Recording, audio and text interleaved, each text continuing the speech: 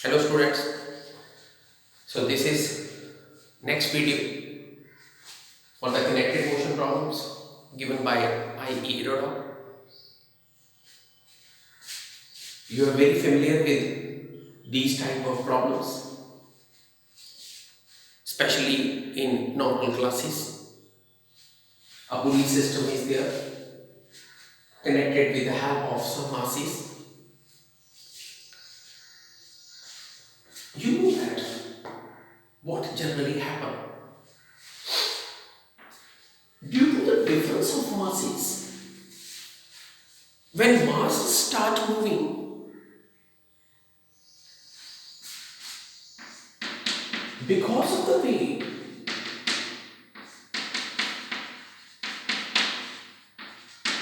tension develops. You know that if we discuss the tension 2, T2 is of course greater, and the system start moving because of this unbalanced force it experience a torque. It start moving, but you know that what is happening simultaneously?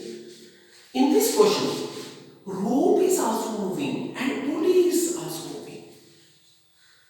But if there is very small friction or pulley and rope has a contact of frictionless surfaces, what will happen? Because of the unbalanced forces, these masses start moving, but the pulley does not. That means we need enough friction between rope and the pulley so that both move simultaneously during this connected motion. If you look at the problem, if you look at the thread which is wrapped over this pulley from here to here within an angular span of 180 degrees, what value of coefficient of friction is needed in its minimum value so that both rope and pulley start moving with no relative acceleration. Both move like a single system. If you're going to find out what value of coefficient of friction is needed, that is the question. Let us discuss the portion of this rope. As the angle is keep on changing, so let's find out only the small portion of this thread. I'm just taking the small portion of this thread and I'm drawing the diagram separately. Suppose the tension developed in the rope at this point is T, and due to the more weight, the tension developed is T plus dt, little large, because of the weight. The system starts moving downward. If you don't want relative motion, as the tension is greater, the friction force also develops. So, due to these unbalancing forces, one is T, other is T plus delta T. If the difference of these forces become greater than the value of friction, then what will happen? Rope will slip over the pulley. What is the question this time? Asking about what is the coefficient of friction? Because of the weight, a contact force develops of this rope with the pulley. If I am taking the small portion, let's take the values below. If you want to find out the minimum value of mu, is to find, of course, dt divided by what? dn. So, what will I going to find out this time? I will find out two values so that I can able to find out the minimum value of coefficient of friction so that rope actually does not slip over the surface of pulley. So this is the question you are going to ask. What is the coefficient of friction?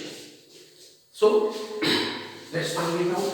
I have already resolved. This is the tension, this is the tension. I am taking the small portion and the small angular portion d theta. This is half of that. Resolving tension. This is T cos component and here is cos component. This is sine component and here is sine component. You know that why the contact force is acting on this portion of the rope? Let's find it out. This is T plus T sine d theta by 2 plus T plus dt sine d theta by 2. That becomes the reason for creating the contact force. This is T sine d theta by 2 plus T sine d theta by 2 plus dt sine d theta by 2. That is the reason for creating the contact force over the surface. dt is very small. You are taking the very small portion of the rope. Angle is very small. If angles are very small, small values can be neglected. That means this is for 2t sine d theta by 2 is equal to the reason for d.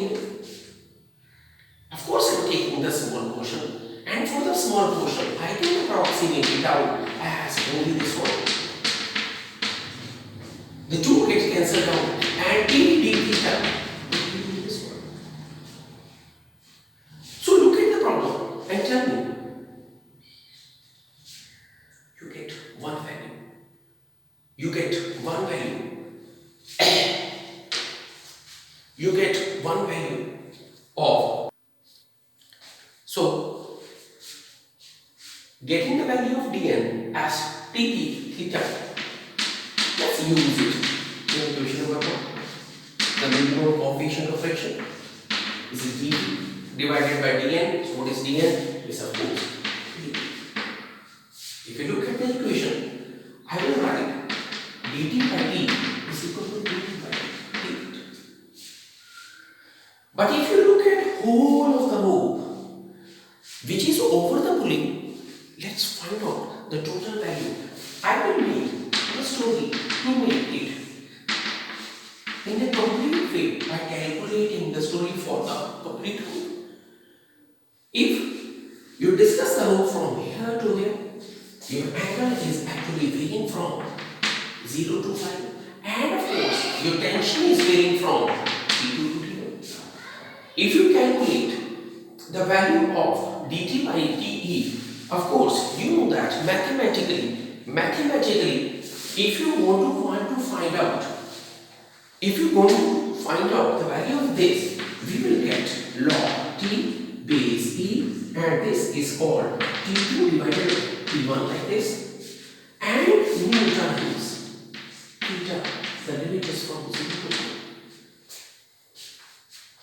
This is called log of t1 minus log of t2 is equal to 2 times 5.